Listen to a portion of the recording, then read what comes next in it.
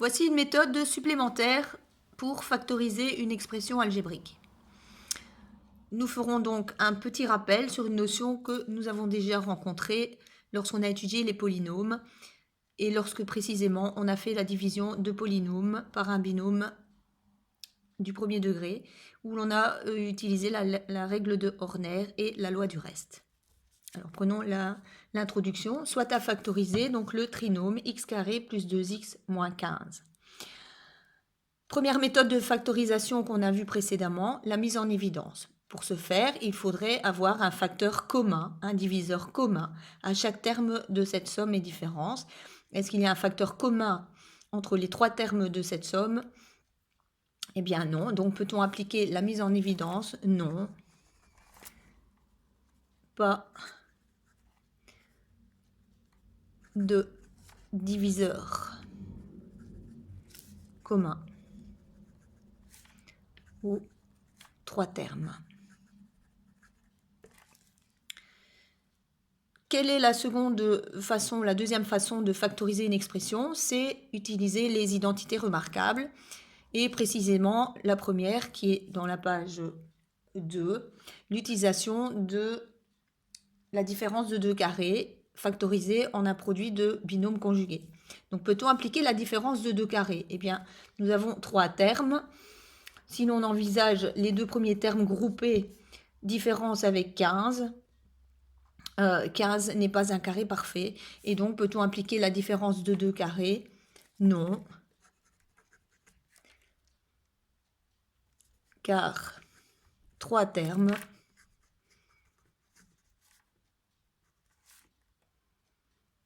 et un seul carré. Le carré dans cette expression étant x carré. S'agit-il d'un trinôme carré parfait? Quand on parle du trinôme carré parfait, il s'agit là de l'expression générale si on applique une formule qu'on a vue aussi précédemment, qu'on a rappelé à la page précédente, donc au niveau du carré d'une somme ou d'une différence. Et donc, si on a par exemple a carré plus b carré plus 2ab, c'est un trinôme carré parfait. Pourquoi? Parce qu'on retrouve deux carrés. A carré le carré de A, B carré le carré de B, et 2AB correspond au double produit des deux termes, donc 2 fois A fois B, et donc notre formule ici peut être utilisée directement pour factoriser. Ceci devient donc A plus B, le tout au carré. Donc pour repérer si c'est un trinôme carré parfait, il faut déjà avoir deux carrés dans cette somme. Avons-nous deux carrés dans cette somme ici? Des trois termes, nous n'avons comme précédemment, on peut dire la même chose. Parmi ces trois termes, il n'y a qu'un seul carré. Et donc, s'agit-il d'un trinôme carré parfait? Non. Car un seul carré. Et donc, on va utiliser notre méthode. C'est ici qu'on va rappeler la loi du reste. On va donc diviser ce polynôme par un binôme de type x moins a. Alors, petit rappel avant de continuer de compléter cette feuille. Donc, prenons par exemple un autre trinôme qui serait x carré plus 2x moins 8. Et la question serait, est-ce que ce polynôme, ce trinôme, est divisible? Donc, est-il divisible par exemple, x plus 1? S'il est divisible par x plus 1, cela signifie que si on remplace la variable x par l'opposé du terme indépendant ici, donc en l'occurrence moins 1, si on remplace ici x par moins 1, et donc si j'appelle ce polynôme p de x, et que l'on fait p de moins 1, on va remplacer le x par moins 1, donc moins 1 au carré, plus 2x, donc plus 2 fois moins 1, moins 8. On fait le calcul, moins 1 au carré, 1, plus 2 fois moins 1, moins 2, moins 8. J'arrive donc à 1 moins 2 moins 1, moins 8, ce qui fait moins 9. Ce nombre moins 9 est différent de 0, et donc quelle va être la conclusion? Que ce polynôme x carré plus 2x moins 8 n'est pas divisible par x plus 1, parce que le reste, parce qu'ici c'est le calcul du reste qu'on a fait, n'est pas nul. Alors si je repose la même question et demander est-ce qu'il est divisible par x moins 2, on va donc remplacer dans le polynôme p de x la variable x par l'opposé de moins 2, donc par 2. Faisons-le. Donc p de 2 égale 2 au carré plus 2 fois 2 moins 8 égale 4 plus 4 moins 8, on obtient 0. Et donc le reste est nul. Ce qui veut dire que la conclusion ici sera de dire, alors notre polynôme x carré plus 2x moins 8 alors est divisible par x moins 2. Ce qui voudrait dire alors qu'on peut déjà écrire que x carré plus 2x moins 8 égale x moins 2 fois quelque chose. Quelle va être la forme de la deuxième expression? On aura une forme x plus ou moins quelque chose, puisqu'au départ, notre polynôme est de degré 2. On va donc obtenir ici x quelque chose, et on peut deviner ce qu'il va y avoir ici. Puisque le terme indépendant là est moins 8, eh bien, x moins 2 fois x plus 4. Si on refait la distributivité, on va voir que ça nous donne bien x carré plus 2x moins 8, et c'est donc la forme factorisée. Donc, revenons à notre feuille photocopiée. Donc, on va diviser par un binôme de type x moins a. On sait qu'un polynôme p de x est divisible par x moins a. Si et seulement si. Donc, p de a, c'est une écriture générale, bien sûr. Donc, on remplace par l'opposé de moins a, donc p de a égale 0. Et donc, c'est la loi du reste que nous utilisons, que nous appliquons. Il faut donc trouver la valeur a. Comme tout à l'heure dans l'exemple, il faut trouver la valeur de a qui annule le polynôme. Ici, donc, je reprends bien sûr le polynôme dont on a parlé sur cette feuille. Donc, qui annule le polynôme x carré plus 2x moins 15. Et donc, on va faire des essais. Je décide a égale 1. On va donc calculer p de 1 en remplaçant donc dans notre trinôme ici le x par 1. Donc, on écrit 1 au carré plus 2 fois 1 moins 15. On arrive à 1 plus 2 moins 15 égale 1 plus 2, 3 moins 15. On arrive à moins 12.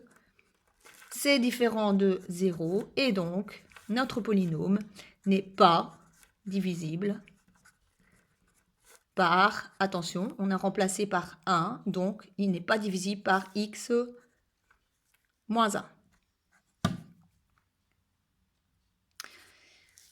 Ici, on va calculer p de moins 1.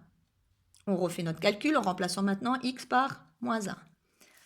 Moins 1 au carré plus 2 fois moins 1 moins 15. Égale, donc 1, moins 2, moins 15. Égale 1 moins 2, moins 1, moins 15, moins 16. C'est différent de 0. Donc, mon polynôme n'est pas divisible par, attention, x plus 1 cette fois-ci. Alors, en fait, on va faire plein d'essais. Et ceci va correspondre à quoi? Si on revient à mon exemple de tout à l'heure, on peut constater quand même que par rapport à notre terme indépendant moins 8, les nombres qui apparaissent dans les parenthèses ici, moins 2 et 4, sont des diviseurs entiers de moins 8. On a calculé P de 2. On a calculé P de... On pourrait calculer P de moins 4. Si je fais P de moins 4, on va obtenir 0. Ce qui va justifier que donc c'est bien ce binôme x plus 4, le deuxième binôme dans l'expression factorisée. Et donc, pour gagner un peu de temps, pour ne pas prendre les valeurs ici au hasard, on va regarder le terme indépendant, plus précisément moins 15, et réfléchir quels sont les diviseurs entiers de moins 15. Alors, les diviseurs entiers de moins 15 sont 1, 15, 3, 5. Mais aussi, puisqu'on parle de diviseur entier, moins 1, moins 15, moins 3, moins 5. Et donc, on va vérifier toutes ces valeurs. Et commençons par exemple, A égale 3. 3 est bien un diviseur de moins 15, donc A égale 3. Donc, P de 3. On calcule. 3 au carré, plus 2 fois 3, moins 15. Nous arrivons à 9 plus 6. 15, moins 15, 0.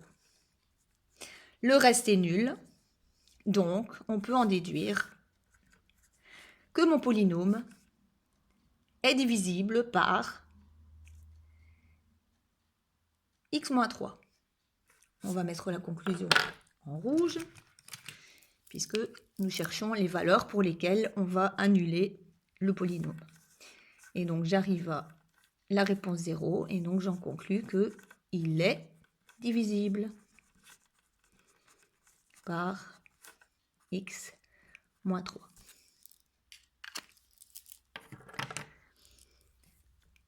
Maintenant, on va calculer s'il y a vaut 5.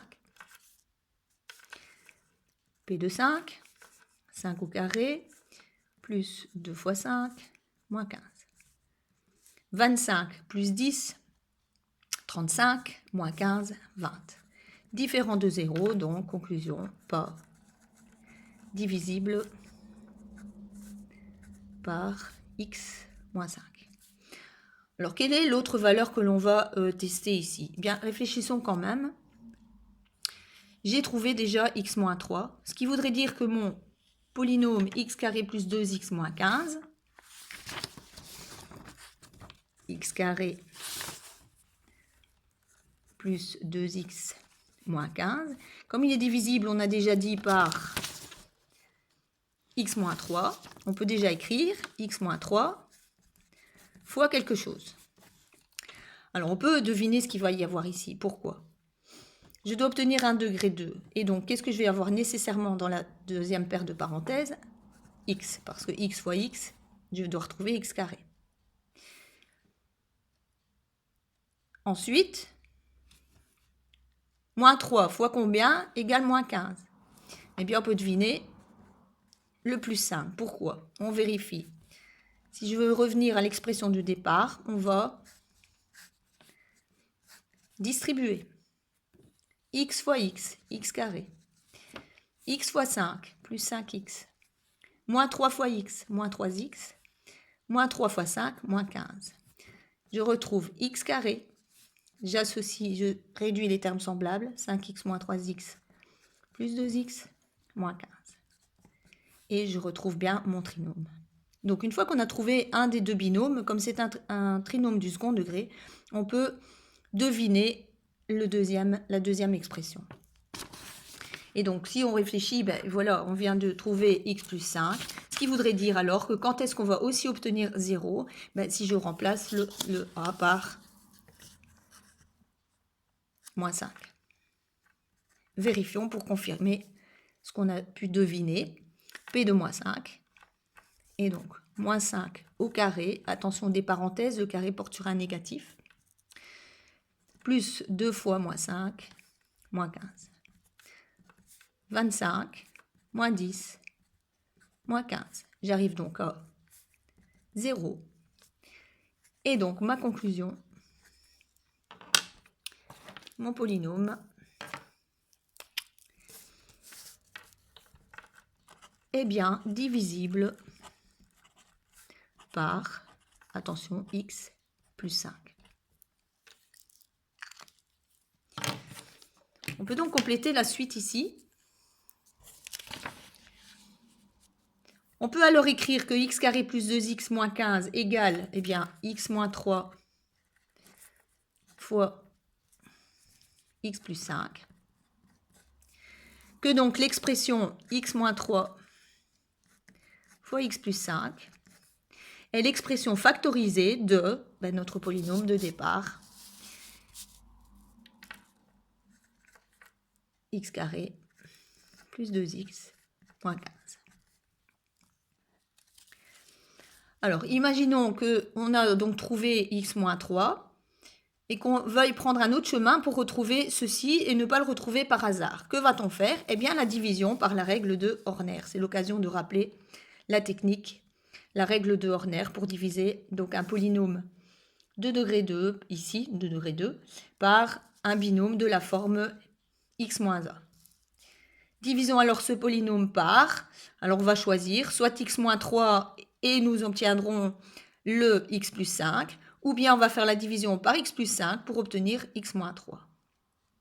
Donc divisons alors ce polynôme par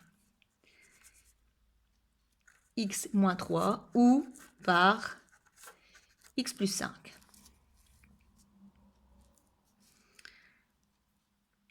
On va le faire par x-3 pour obtenir x plus 5. On divise notre polynôme ici.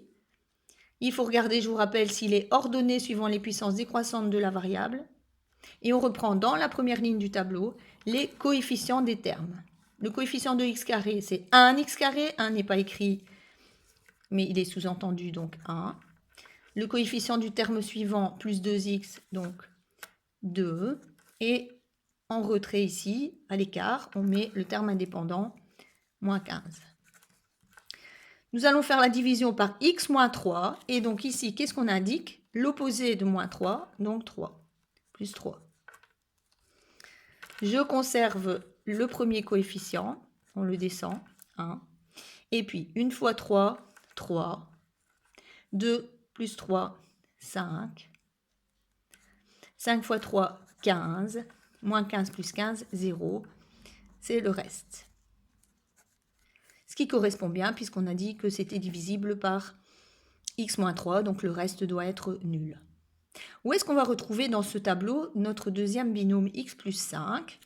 Eh bien, je vous rappelle qu'ici, on va en déduire que notre quotient, le quotient de notre division, notre quotient va être de degré 1, puisque nous avons divisé un trinôme de degré 2 par un binôme de degré 1. On a divisé par x exposant 1 moins 3. Donc, on doit obtenir donc un binôme de degré 1. Les coefficients ici sont les coefficients de notre binôme quotient. Et donc, on doit obtenir un binôme de degré 1. Et donc, le 1 ici signifie 1x, donc x. Et le terme indépendant, plus 5. Et donc, par la division, ici, on a choisi de faire la division par x moins 3. Nous obtenons notre deuxième polynôme qui est un binôme de degré 1, donc ici.